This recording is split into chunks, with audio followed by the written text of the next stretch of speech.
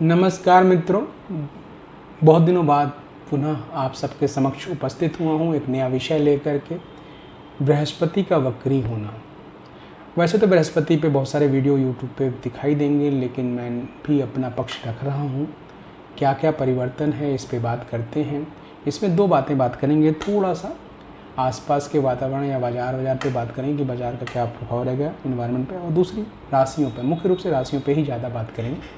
फिलहाल हम बात करते हैं बृहस्पति की। बृहस्पति 4 सितंबर 2023 को शाम को 7:39 से वक्री हो रहे हैं और 31 दिसंबर 2023 तक वक्री रहेंगे। बृहस्पति हर अपनी राशि में जब सूर्य से 5वें से 9वें गुजरते हैं, इनकी सूर्य से 5वें 9वें की स्थिति बनती है, तो वक्री 118 दिन के लिए होते ही होते हैं। तो चलिए फिलहाल अभी हम बात करते हैं बृहस्पति के बारे में। बृहस्पति जिस दिन वक्री हो रहे हैं शाम को 7:04 सितंबर को, उसी दिन प्रातः 6:49 पर शुक्र मार्गी हो रहे हैं। यानी एक देवाचार्य का वक्री होना, दूसरा दैत्याचार्य का उदय होना।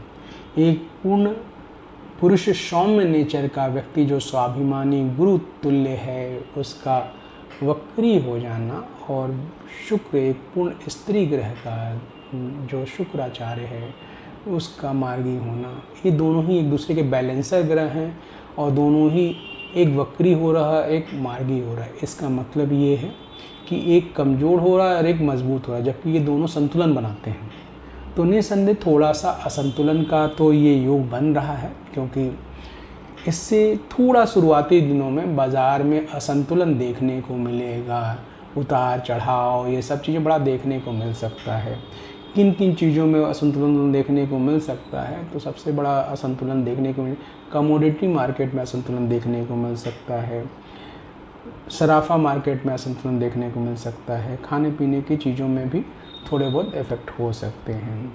सामाजिक दृष्टिकोण से भी बहुत सारी चीज़ें थोड़ा सा स्ट्रेस बढ़ा सकती हैं, और ख़ास करके मंगल का साथ में इस समय गोचर करना कन्या राशि में सूर्य के साथ, सूर्य से खटाष्टक होना, और बृहस्पति का सूर्य और बृहस्पति का मूल त्रिकोण होना, ये थोड़ा राजनीतिक द्वेष उठापटक भी क्रिएट करता है। लेकिन महत्वपूर्ण बात क्या है कि अक्टूबर के महीने की अगर हम बात करें, तो अक्टूबर के महीने में जब ये मंगल नामक ग्रह जो है वो चित्रा नक्षत्र में प्रवेश कर जाएगा, सूर्य भी चित्रा नक्षत्र में होगा, उन दिनों खास करके बहुत तेज़ बाज़ार में तेज़ी देखने को मिलेगी, बहुत तेज़ी से तेज़ी देखने को। सितंबर लास्ट से ही चित्रा मंगल प्रवेश कर जा रहा है, तो काफ़ी कुछ तेज़ी देखने को मिलेगी।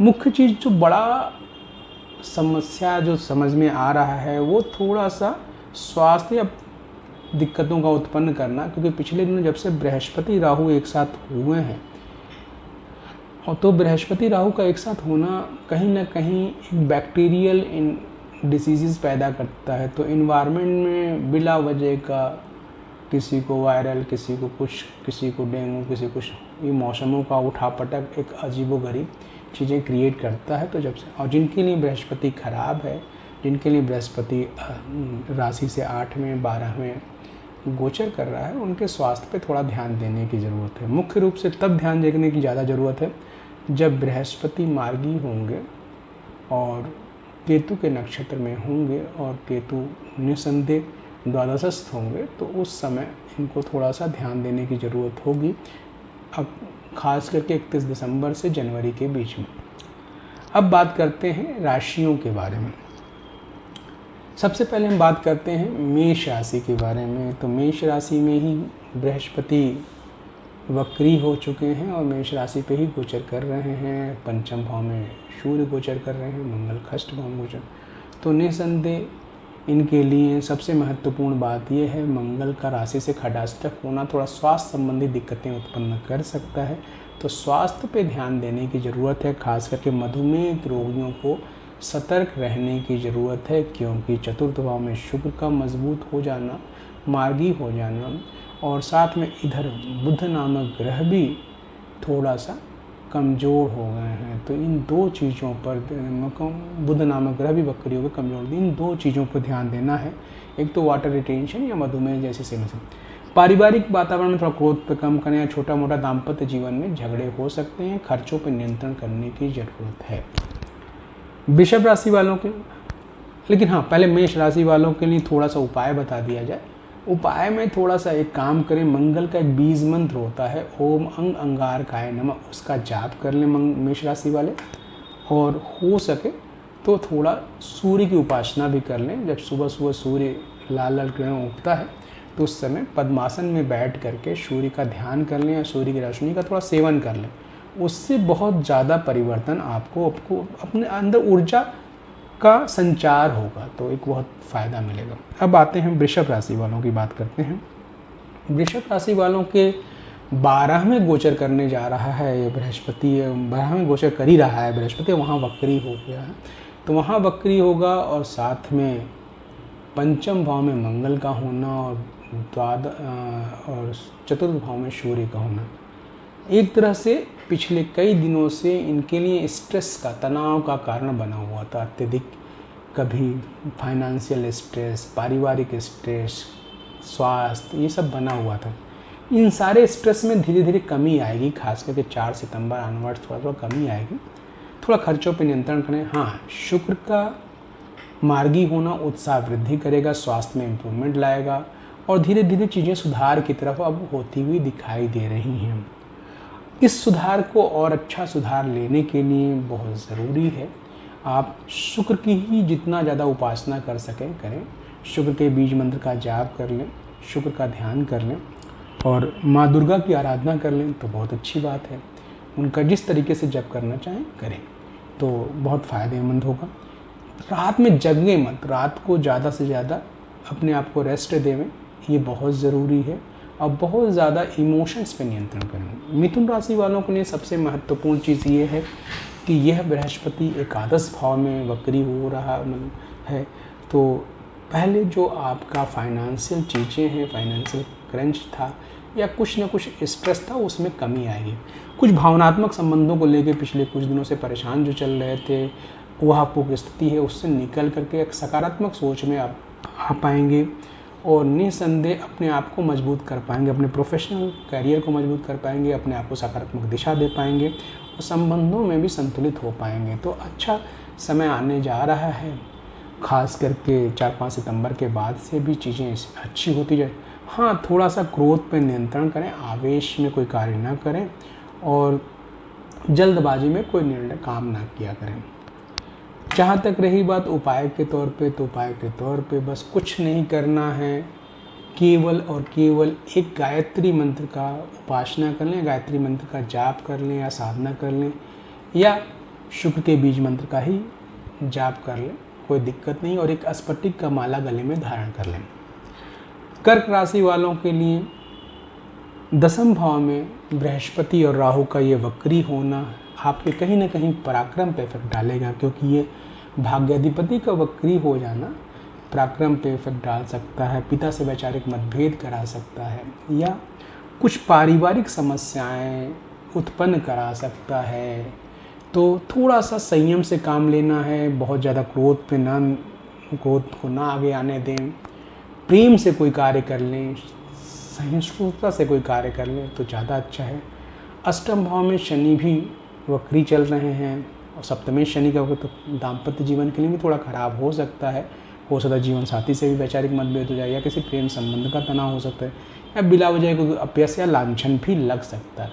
तो चीज़ों को थोड़ा सा संयमित होकर के चलाने की चेष्टा करें। हालांकि मंगल का बड़ा सहयोग मिलेगा, क्योंकि द्वितीय से मंगल पंचम भाव पर दृष्टि डालकर आपके विवेक को संतुलित बनाए रखेगा। फिर भी हो पावे तो मंगल के बीज मंत्र का जाप करें, तो इन सारी समस्याओं से आप निकल पाएंगे। तो मंगल के बीज मंत्र का जाप ओम अंग अंगारकाय नमः का जाप जितना हो सके उतना करें और साथ में सूर्य उपासना भी बहुत ज़रूरी है, बहुत फ़ायदेमंद होगा, वो भी करें तो काफ़ी लाभ होगा। सिंह राशि वालों के लिए वैसे तो भाग्य स्थान पर बृहस्पति का गोचर हो रहा है और साथ में राशि पे ही सूर्य भी गोचर चल रहा है, तो इसलिए बहुत समस्या तो नहीं है, लेकिन ज़्यादा समस्याएं नवंबर ऑनवर्ड्स या दिसंबर में आ सकती हैं, स्वास्थ्य की दिक्कतें। लेकिन अभी आपके लिए सामान्य रूप से ठीक समय कहा जाएगा। थोड़ा बहुत मधुमेह आपको जो मधुमेह के रोगी हैं उनको मधुमेह परेशान कर सकता है या नींद ना आने की समस्या हो सकती है। कुछ पारिवारिक चिंताएं आपके ऊपर प्रभावी हो सकती हैं, क्योंकि तृतीय शुक्र का द्वादश गोचर होना निसंदेह पारिवारिक समस्याओं को बार बार स्ट्रेस देता है, बार बार तनाव देता है कि ये नहीं पूरा हुआ, वो नहीं पूरा हुआ, बच्चों का ये नहीं हुआ, परिवार का ये नहीं हुआ, फाइनेंशियल क्राइसिस है। मतलब बिला वजह का एक नकारात्मक स्ट्रेस हावी होता है। लेकिन बृहस्पति का नवम भाव में भले ही वक्री हो, आपको हर चीज़ों से संभाल लेगा। साथ में गोचर सूर्य भी काफ़ी कुछ संभाल लेगा, मंगल का भी पूरा सहयोग प्राप्त होगा। तो कोई बहुत बड़ी समस्या तो नहीं होनी पाएगी। हाँ, थोड़ा सा बृहस्पति के ही बीज मंत्र का जाप करें, ओम ब्रिंग बृहस्पति नमः का जाप कर लें ज़्यादा से ज़्यादा, और हो पावे तो आप कुछ ना करके हर बृहस्पतिवार को पीला कपड़ा पहन करके थोड़ा सा घर से निकलें, उससे भी बहुत फ़ायदा होगा। खाने में हल्दी का सेवन ज़्यादा करें तो अच्छा ही रहेगा। कन्या राशि वालों के लिए बात करते हैं तो कन्या राशि वालों के लिए अष्टम भाव में बृहस्पति का गोचर हो रहा है। ये बृहस्पति जब से आया है अष्टम भाव में, अप्रैल के महीने से 24, तब से कन्या राशि वाले स्ट्रेस में हैं, तनाव में हैं। फाइनेंशियल तनाव, परेशान, मन का तनाव, मन के हिसाब से होने, स्वास्थ्य की दिक्कतें, खास करके तब दिक्कतें कन्या राशि वालों को ज़्यादा बढ़ गई है 6-7 जुलाई के आसपास से, जब मंगल भी सिंह में गोचर कर रहा था, तब से बहुत ज़्यादा ये कन्या राशि वाले तनाव में चल ही रहे हैं। ऐसी स्थिति में देखा जाए तो जब तक सिंह का मंगल ज़्यादा परेशान कर रहा था, लेकिन कन्या का मंगल भी कम परेशान नहीं कर रहा है बृहस्पति के साथ। ऊपर से बृहस्पति जो वक्री हुआ है, निसंदेह अब कन्या राशि वालों के लिए थोड़ा राहत का समय तो आ गया है, लेकिन साथ ही मेन राहत का समय तब होगा जब ये मंगल नामक ग्रह 4 सितंबर के बाद से नक्षत्र परिवर्तन करके चंद्रमा के नक्षत्र में जाएगा। थोड़ा और राहत मिल जाएगा, यानी दोनों एक ही साथ ही परिवर्तन होने जा रहा है। ऊपर से शुक्र भी मार्गी हो रहा है, तो निसंदेह कन्या राशि वालों को पहले से कुछ ना कुछ राहत तो मिल ही जाएगा। थोड़ा फाइनेंशियल सुधार होगा, लेकिन पूर्ण राहत तब मिलेगा इस वक्री बृहस्पति के दौरान में, जब मंगल तुला राशि में प्रवेश कर जाएगा, तब जाकर के पूर्ण राहत मिलेगा। तो उसमें तो अभी समय है, क्योंकि उसमें कम से कम अभी मंगल का जो परिवर्तन है वो निसंदेह आपको मिलेगा जाकर के 6 नवंबर के बाद। तो 6 नवंबर के बाद मंगल तुला राशि में जाएगा, उसके बाद जाकर के ज़्यादा राहत या ज़्यादा फाइनेंशियल ग्रोथ या अच्छा कुछ डेवलपमेंट देखने को मिलेगा। लेकिन फिर भी ये परिवर्तन जो 4 तारीख के बाद हो रहा है, ये निसंदेह आपकी स्थिति में सुधार लाएगा, स्ट्रेस में कमी लाएगा, फाइनेंशियल चीज़ें उधार मतलब बेहतर करेगा।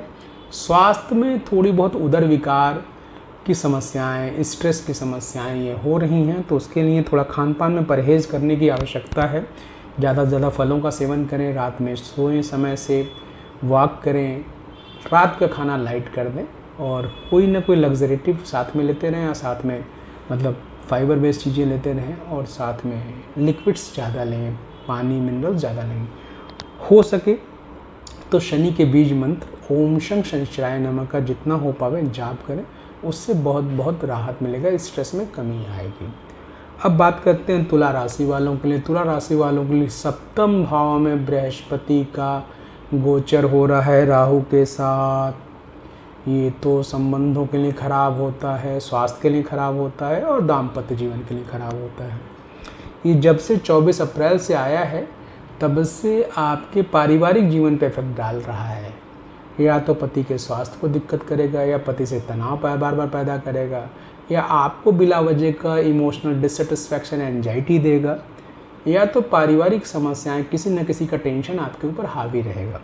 तो घूम फिर करके ये बृहस्पति भावनात्मक कष्ट देता है, और मुख्य रूप से दाम्पत्य जीवन पर बहुत असर डालता है, संबंधों पर बहुत असर डालता है। तो ऐसे में थोड़ा विवेक से काम लीजिए, कुछ चीज़ों को समय पर छोड़िए और अपने आप को संतुलित बनाने की चेष्टा करिए। अपने आप को बड़ा ही संतुलित ढंग से समय को निकालने की ज़रूरत है। बृहस्पति जब वक्री हो रहा है तो निसंदेह समस्याएं तो बृहस्पति अभी वहीं चल रहा है, तो इसमें दिक्कतें तो रहेंगी, लेकिन बृहस्पति वक्री होने से पहले से चीज़ें सुधरेंगी। 4 सितंबर को बृहस्पति वक्री हो रहा है, शुक्र मार्गी हो रहा है, तो निसंदेह आपकी समस्याओं में सुधार होगा। अपने आप चीज़ें बदलना शुरू हो जाएंगी। आप केवल विवेक पूर्वक छटपटाएं ना, आप थोड़ा सा छोड़ दें चीज़ों को, चीज़ें अपने आप धीरे धीरे धीरे धीरे संतुलित हो जाएंगी। जहाँ तक रही बात परिवार में किसी के स्वास्थ्य की दिक्कत है, चाहे माता की हो चाहे वो किसी की भी दिक्कत हो, उसका टेंशन मत लीजिए, वो भी संतुलित हो जाएगी। पारिवारिक चीज़ें बदलती जा रही हैं, चीज़ें सुधर रही हैं। अब रही बात ये कि इसके उपाय क्या किया जाए, तो उपाय के तौर पे थोड़ा सा एक ही चीज़ ध्यान देना है कि आपको शनि का जो बीज मंत्र है ओम शं शंशाय नमः, इसका जाप जितना कर सकें करिए। इससे निसंदेह आपका स्ट्रेस कम हो जाएगा, काफ़ी कम हो जाएगा। और ऐसी कोई चीज़ ना खाइए प्रोटीन बेस या ऐसे कोई चीज़ ज़्यादा ना खाएं जिससे पेट में गैस बने। आपको गैस क्रिएट करने वाली कोई भी चीज़ें ना खाएं। लाइट फूड खाएं, लिक्विड्स डाइट्स लें, ये ज़्यादा ध्यान दें। हाँ, अभी तो चीज़ें ठीक होती हुई दिखाई दे रही। 4 सितंबर के बाद से धीरे धीरे अक्टूबर अच्छा, नवंबर और अच्छा गुजरेगा। 31 दिसंबर के बाद जनवरी में फिर आपकी तबीयत थोड़ी सी ख़राब हो सकती है, कुछ पारिवारिक समस्याएं हो सकती हैं, तो उस समय भी आपको थोड़ा सा फिर से ध्यान देना पड़ेगा। लेकिन शनि के बीज मंत्र का जाप करते रहेंगे तो चीज़ें संतुलित रहेंगी। अब बात करते हैं वृश्चिक राशि वालों की। वृश्चिक राशि वालों के षष्ठ भाव में ये बृहस्पति का वक्री होना, जब से बृहस्पति यहाँ आया है, हालांकि ना ही बहुत कारक है ना बहुत अकारक है, लेकिन फिर भी षष्ठ भाव का बृहस्पति जब से आया है तो कुछ न कुछ चिंताएं तो दिया है, जैसे फ्यूचर का, करियर का, चीज़ों का, लेकिन कई मामलों में आपके चीज़ों में सुधार भी लाया है। आप पहले से सकारात्मक सोच की तरफ भी बढ़े हैं, आप पराक्रम की तरफ बढ़े हैं, आप चीज़ों को बहुत ज़्यादा चीज़ों से आगे बढ़े हैं कि भाई चलो हमें करना ही पड़ेगा, अब डू और डाई वाली स्थिति आएगी। तो अप्रैल के बाद से आप एक्टिव भी हुए हैं, काफ़ी एनर्जेटिक भी हुए हैं, चीज़ों को सुधार भी पाए हैं। हाँ, ये वक्री होना थोड़ा सा स्वास्थ्य के लिए खराब हो सकता है, निसंदेह स्वास्थ्य पे एक बुरा असर डाल सकता है। तो खास करके आपको उदर विकार की दिक्कत हो सकती है, और शुक्र भी डोमिनेट कर रहा है, तो कहीं मधुमेह ना हो जाए या मधुमेह रोगी ज़्यादा परेशान ना हो जाए, इस पे थोड़ा सा ध्यान देने वाली बात है। संबंधों में बहुत ज़्यादा एक्सपेक्टेशन ना करें, आप थोड़ा भावनाओं पर नियंत्रण करें। बहुत ज़्यादा एक्सपेक्टेशन करेंगे तो एंजाइटी होगी, इस पे थोड़ा सा नियंत्रण करने की ज़रूरत है। बृहस्पति के ही बीज मंत्र ओम ब्रिंग बृहस्पति नमः का जाप करें, उससे काफ़ी कुछ राहत मिलेगा।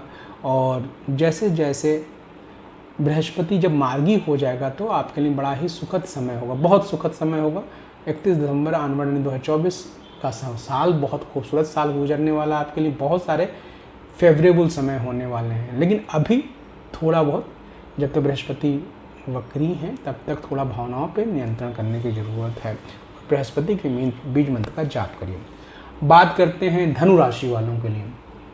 धनु राशि वालों के पंचम भाव में बृहस्पति का वक्री होना, हालांकि जब से बृहस्पति आया है बड़ा फेवरेबल रहा है, धनु राशि वालों के लिए बड़ा सकारात्मक रहा है, क्योंकि 24 अप्रैल से ही आया है, तो सकारात्मक सोच, सकारात्मक चीज़ों को, पॉजिटिविटी आपके पराक्रम में वृद्धि किया है।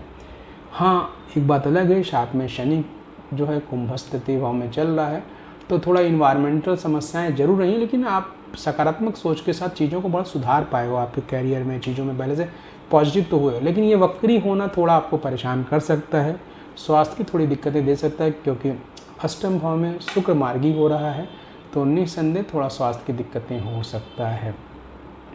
हालांकि मधुमेह रोगियों को ही इस पर ध्यान देना होगा, क्योंकि शुक्र का जब डोमिनेशन होगा तो इस तरह का हो सकता है, या अनावश्यक खर्चे की दिक्कत हो सकती है, या थोड़ी बहुत भावनात्मक संबंधों से आप थोड़ा परेशान हो सकता है।